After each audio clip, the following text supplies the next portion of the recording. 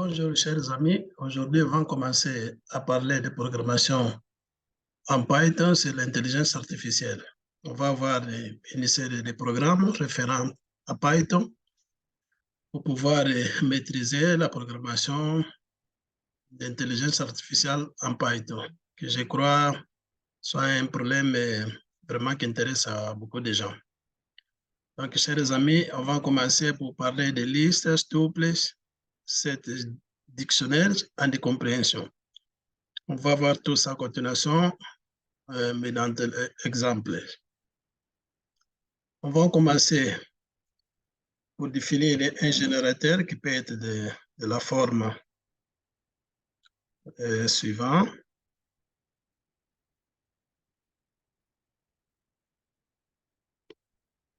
Par exemple, si nous avons un certain numérateur, par exemple,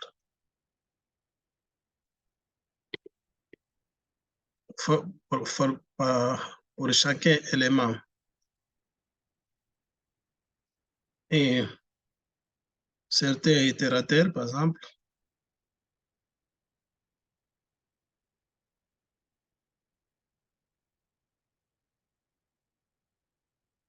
pour une condition vraie. C'est-à-dire quoi? Qu'on va énumérer valeur FE pour chaque valeur de E, de l'élément E, qui se trouve dans un range iter qui peut être un fichier, un set, ou une liste aussi, et que les valeurs vont être énumérées si la condition est verdadère pour chaque élément dans l'intervalle de range qui peut être range, qui ici j'énumère pour être iter. OK, on va avoir un exemple, par exemple, on va dire comme ça,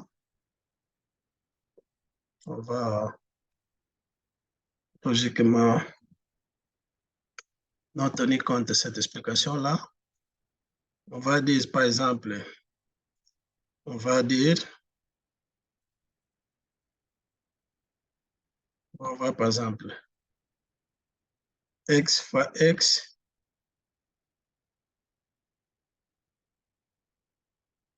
for x qui se trouve par exemple un certain range,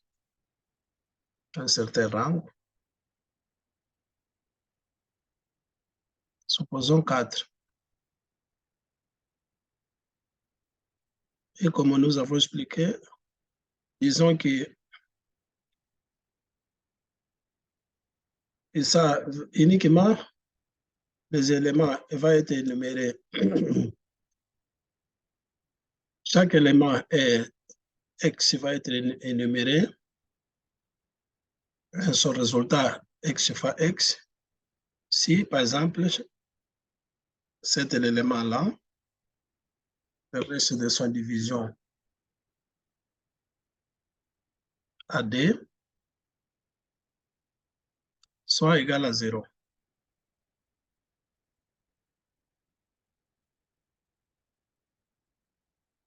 C'est-à-dire quoi que nous voulons dire ici?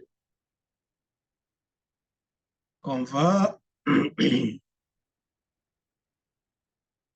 on va énumérer les valeurs x carré pour chaque élément x qui se trouve à cet intervalle, uniquement si la condition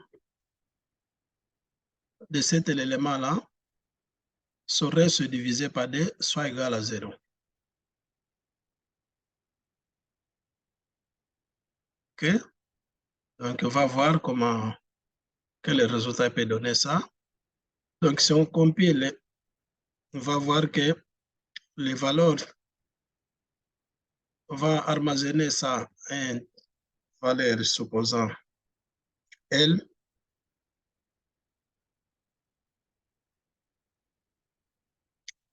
On va imprimer L pour voir quoi va nous donner.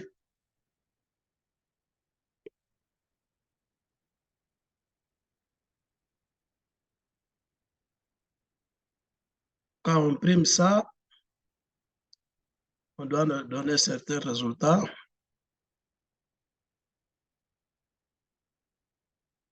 On va lui donner un numéro, un nom, pardon.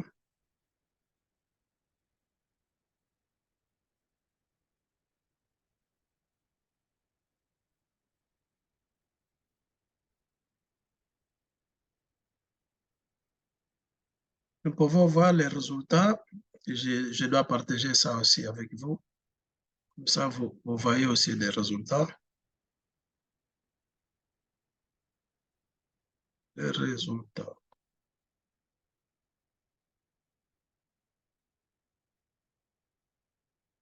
Donc, c'est-à-dire, où nous étions là,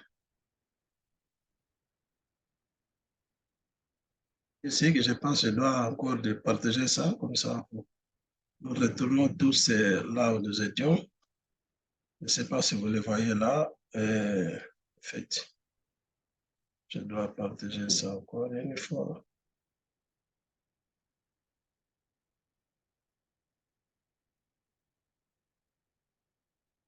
Encore partager ça une fois. Je disais quand nous étions, on voit bien que le résultat donne 0, 4.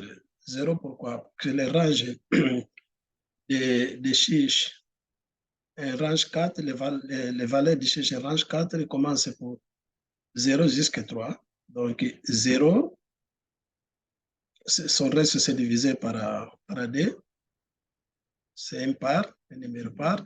Donc, il doit apparaître dans la liste L, 0, 1, c'est pas par, D, c'est par. Donc, D carré, c'est 4. C'est pour ça que le résultat qui nous montre, il donne 0,4. Aussi, on va voir que nous pouvons bien sûr extrapoler tout ça là à l'aide au résultat, par exemple. Vous voyez qu'ici, le résultat, L, nous voyons, ce sont les réponses qui en donnent que le résultat des valeurs, des variables est que le V carré pour chaque élément dans l'intervalle là. On voit qu'on a donné le résultat. Que ce résultat-là, nous pouvons l'obtenir à chaque fois que la condition à chaque fois que la condition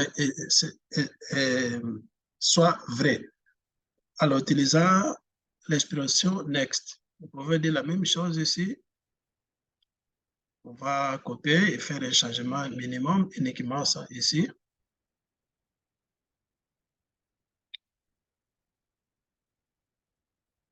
On va arriver ici et on va dire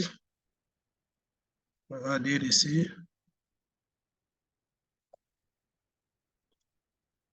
par exemple, ce deuxième résultat-là. Donc, ici, nous pouvons dire ici qu'on va obtenir R next A.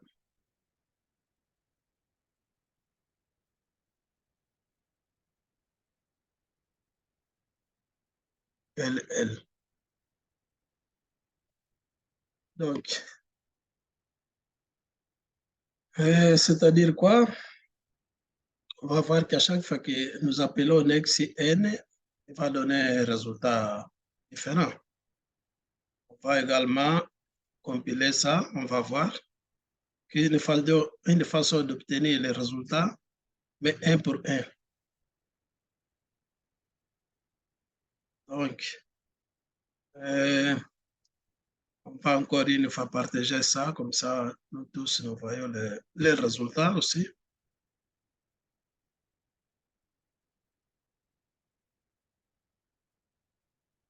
Donc, si je dis ça,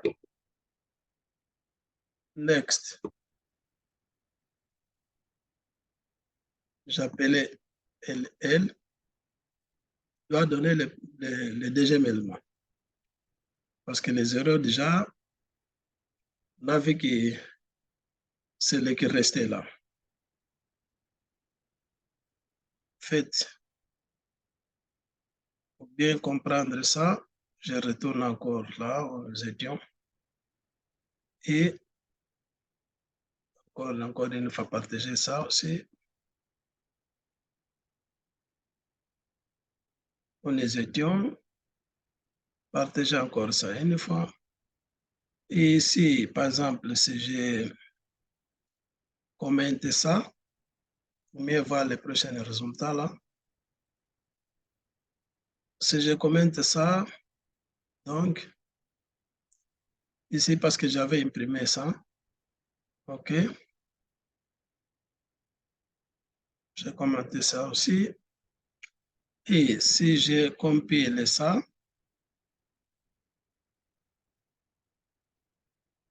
on va voir encore une fois partager ça. Partager comme ça, vous pouvez voir les résultats aussi. Je mets ici Next.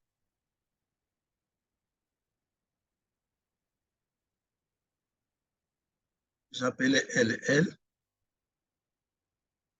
On va voir, va donner le premier résultat, le premier élément de résultat. Encore, je mets encore Next.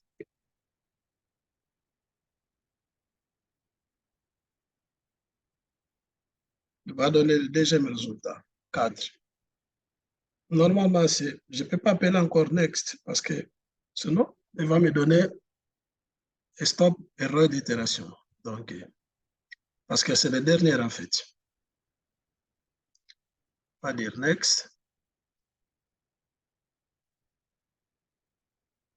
Il va me donner erreur parce qu'il y a encore stop itération. Donc, c'est ça que nous attendons. OK, on va passer à autre sujet qui concernant le dictionnaire aussi. On va partager, on va voir, comme ça, vous les voyez aussi, c'est ça. Chaque fois, on doit partager. Donc,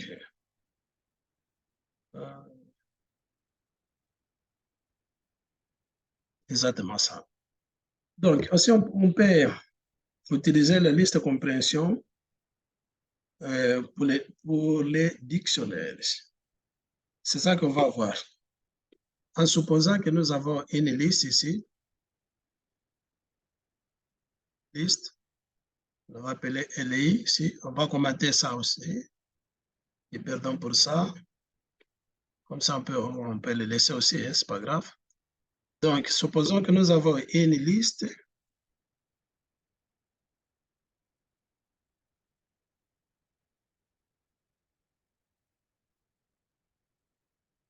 Une liste ici, par exemple, A,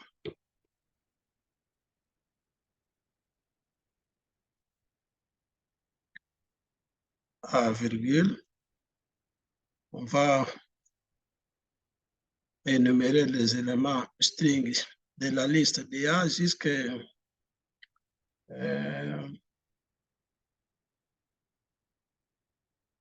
on va faire ça, après on va changer. On va dire A ici, on va dire B ici, B,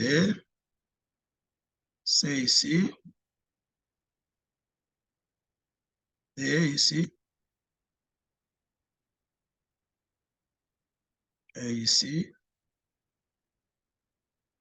F ici, supposons G ici.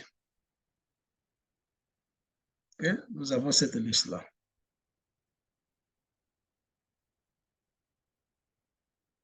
Et nous disons une autre variable qu'on va l'appeler d'edit, le dictionnaire.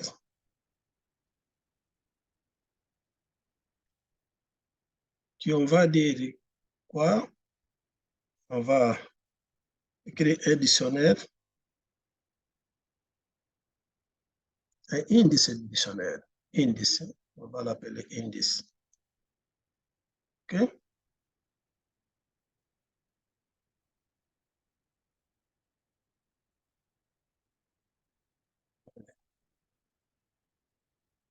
OK?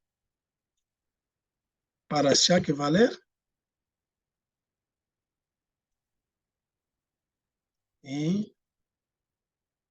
range,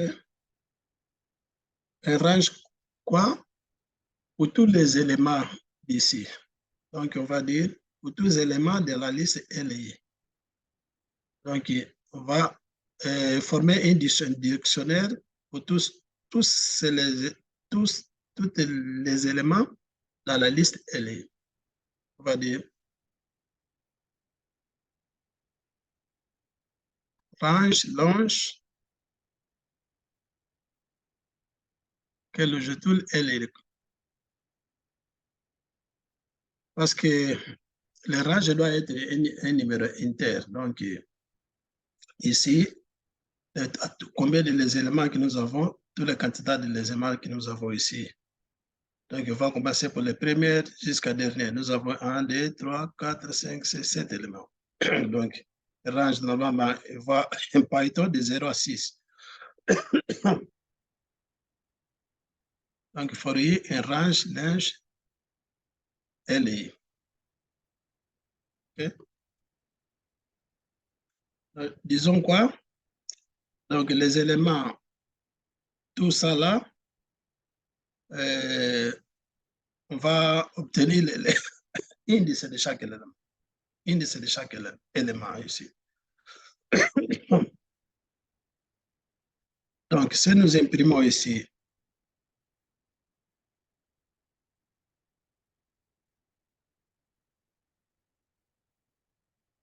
l'indice, là,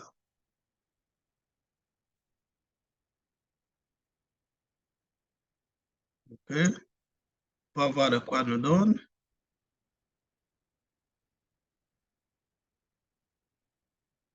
On va partager les résultats.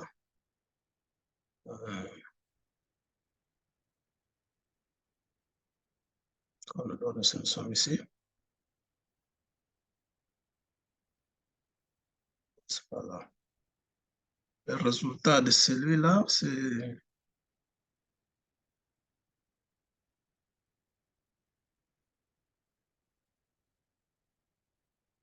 Donc, je pense que vous voyez tout ça là ici. Donc, il doit nous donner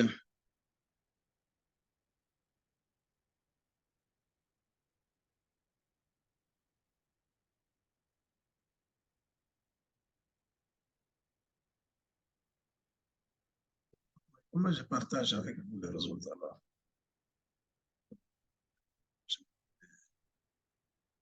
Beaucoup de fenêtres vertes ici. Je vais fermer ça.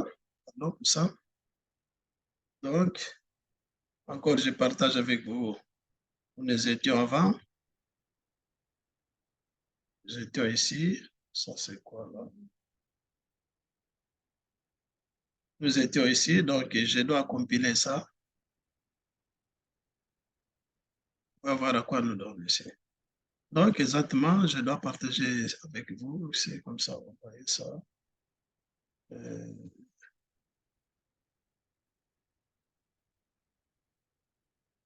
Donc, c'est ça les résultats là. Donc, ici, si nous appelons par exemple, nous voulons savoir les indices de quelques éléments d'ici, il doit nous montrer clairement. Par exemple,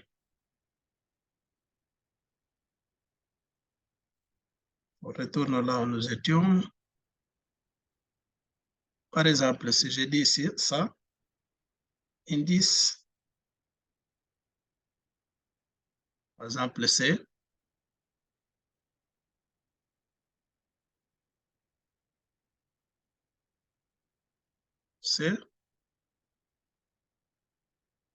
exactement D, comme nous le voyons là. Si par exemple, au début de tout, je change les éléments de l'indice, on retourne là, et pardon pour ça, à chaque fois que je retourne, je dois partager avec vous ça. Donc, comme je disais, je change les éléments ici, par exemple, au lieu de E, je donne encore A ici. Comme je n'ai pas sauver cette valeur-là. Une valeur dont les variables se trouvent localement. Donc, il va apparaître quand j'ai l'indice DA, uniquement, il va être le dernier A qui apparaît là. Donc, par exemple, le A se trouve à 0, 1, 2, 3, 4, le deuxième A. On trouve l'indice 4. Si je cherche l'indice de A, il ne va pas apparaître le 0, sinon il va apparaître le 4 là. Parce que comme je vous disais, comme je ne savais pas les valeurs de la variable localement, je ne les savais pas, donc je ne les gardais pas. Il ne va pas apparaître les premières valeurs, sinon il va apparaître les dernières valeurs. Donc, on va compiler ça aussi pour voir là. Donc, comme avant, il nous donne bien les valeurs ici. Okay. On va voir que, comme je vous disais, A, c'est la 4e position. Vous voyez? Donc, il ne paraît pas à 0 parce que c'est le dernier qui monte là. Donc, ça, c'est une particularité très importante que je voulais partager avec vous. On va passer à autre sujet. On va passer à autre sujet ici. Vous permettez que je le fasse tout ceci même. Donc, des fonctions là que nous savons, il peut paraître d'un conjoint, c'est-à-dire qu'une fonction peut à la fois être un élément d'une liste ou une autre structure. C'est-à-dire que je peux avoir une liste de beaucoup de fonctions ou autre structure de beaucoup de fonctions. C'est ça qu'il va avoir comme exemple ici. Supposons que nous avons une liste de fonctions vides d'abord. Liste, je vais appeler fonction 1, qui était vide.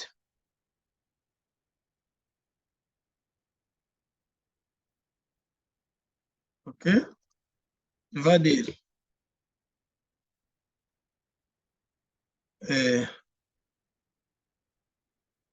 pour chaque valeur I,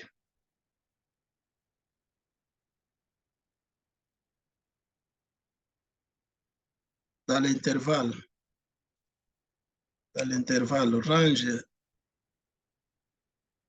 range 4, par exemple,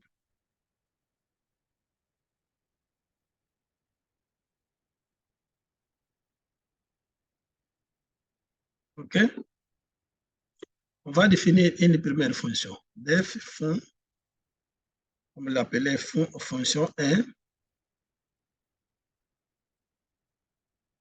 Supposons qu'il prenne comme paramètre, donc pour ça que je ne vois pas bien ici, comme paramètre une valeur des éléments que j'appelle ici, et qui retourne, rentre la valeur de I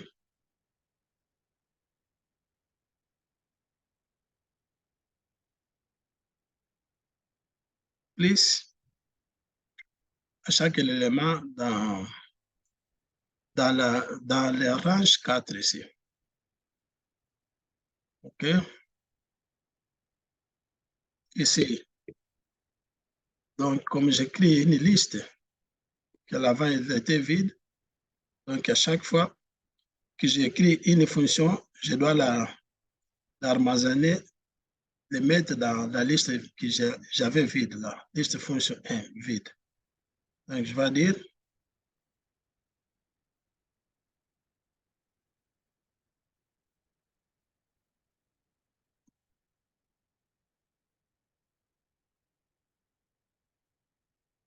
point append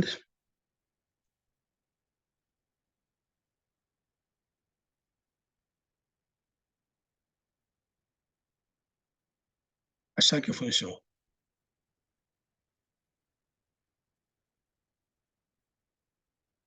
Okay? Donc, on a fait quoi ici? Donc, j'écris une liste vide. Cette liste vide va être une liste où je vais armazener différentes fonctions. Dans ce cas-là, il va être 4 fonctions, parce qu'il va de 0 à 4 à 3.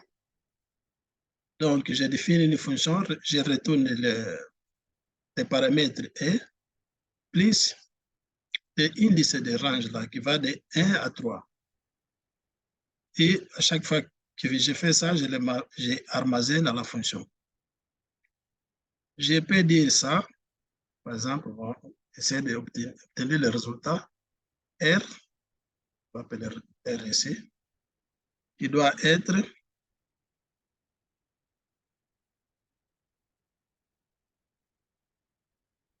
donc à la liste FI,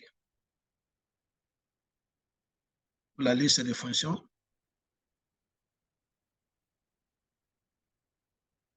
Je vais avaler d'abord la fonction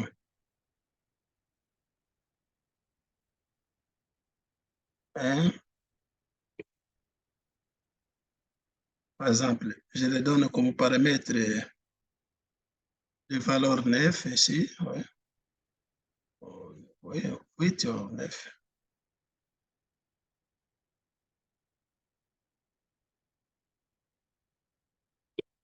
Et pour chaque fonction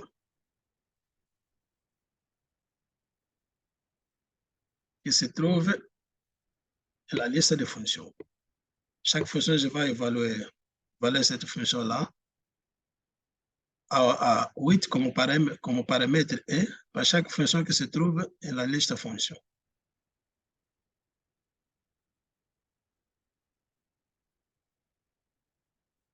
Okay? Et après, je fais quoi ici? Je vais imprimer pour voir le résultat que ça donne. Donc, on va visualiser à la pantalla, à l'écran,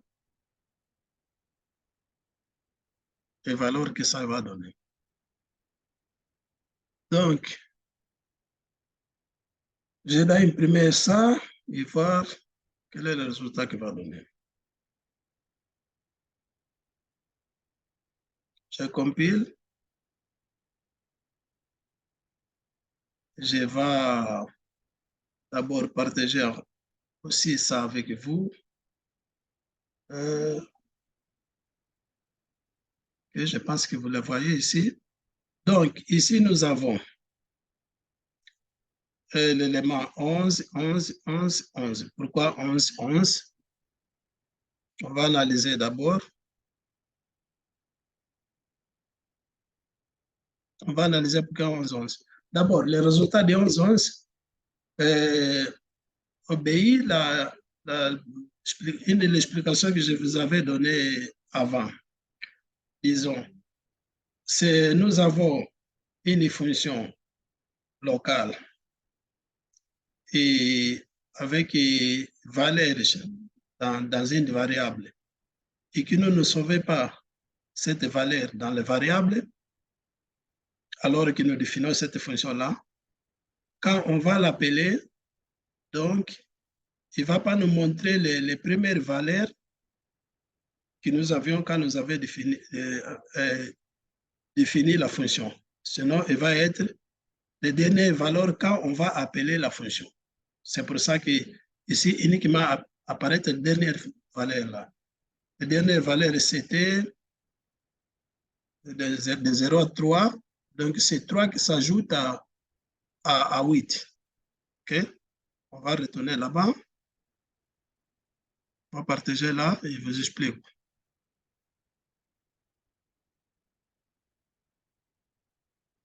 Donc, oui, nous sommes ici. Vous voyez, la valeur D va de I jusqu'à 3. Donc, ici, et je l'ai donné 8 ici. J'appelais fonction et paramètre et je l'ai donné 8.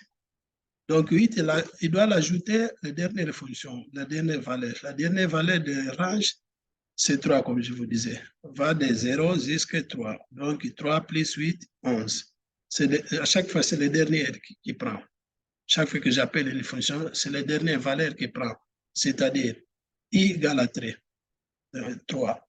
C'est 3 qui va ajouter à 8. Je définis ici comme E. Donc c'est pour ça qu'on donne ce résultat-là. Mais nous pouvons changer cette donne-là si, par exemple, nous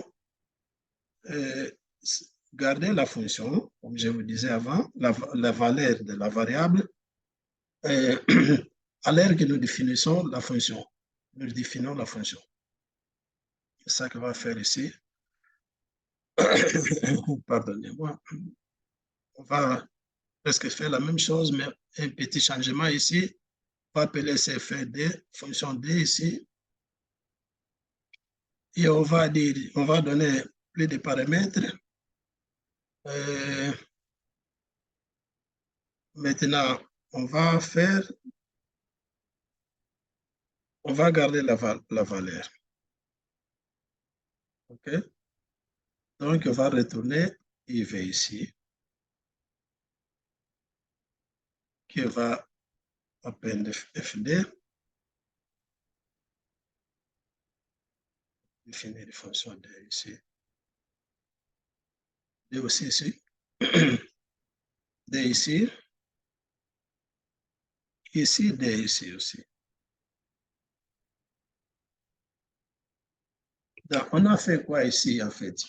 On a gardé la variable alors que nous définissons la fonction FD. On voyait que nous sauvons la variable. Save. Donc, maintenant, il va tenir compte, ce n'est pas le dernier, comme nous avons gardé la valeur de la variable là. Donc, ça, on va le compiler, on va voir que les résultats, il doit changer. On va faire ici RR. Faire quelques différences avec les premières fonctions là. On va compiler ça. Donc,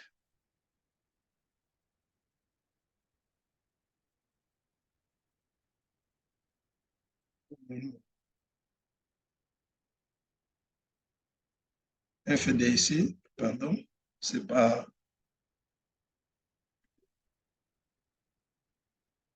OK, donc on va imprimer ça. On va imprimer ça. Donc, en fait, comme je vous disais, le résultat là, le résultat il va être différent, en fait. Comme je vous disais avant, on va voir le résultat là. On va partager le résultat là avec vous aussi. Vous voyez qu'ici, les données changent. Donc, c'est 8 qui ajoute à 0, 8.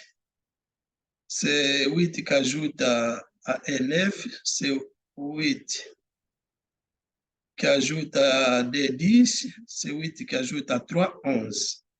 Donc, c'est-à-dire, comme nous avons gardé la valeur de la variable au début alors que nous définissons la fonction, donc on voit que les valeurs ici changent. C'est ça que je voulais partager avec vous.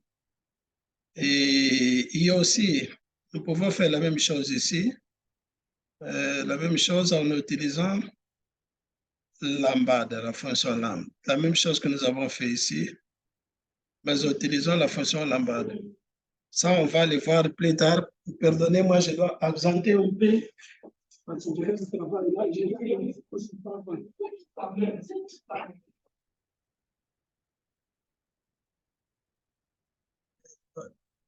Pardonnez-moi, je vous montre ici en utilisant la lambda. Vous pardonnez-moi pour l'intervalle que j'ai fait là. Et ici, on va faire la même chose. On va dire que les résultats ici. Vous me pardonnez, je dois arrêter ici. Vous me pardonnez. Donc, à continuation, je vais faire avec vous. Avec vous, je vais continuer après. Pardonnez-moi.